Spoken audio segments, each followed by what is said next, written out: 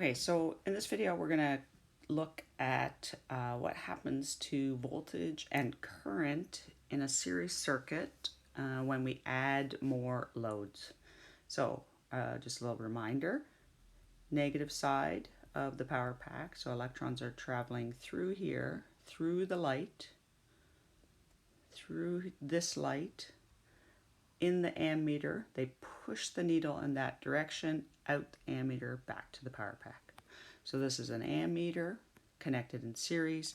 This is a voltmeter, and notice it's connected on one side of the load and the other side of the load. Okay, it's measuring what is the voltage going in compared to the voltage coming out, and it tells you how much is going towards that light.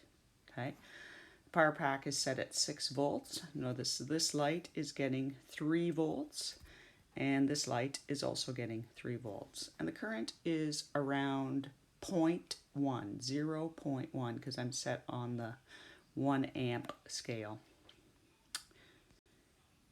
Now I want you to look at 3 lights in series. So first light, second light, third light.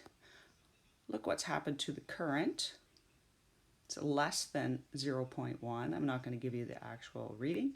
And if you look at the voltage, it's the same for all 3 loads because the loads are the same. They're all red lights.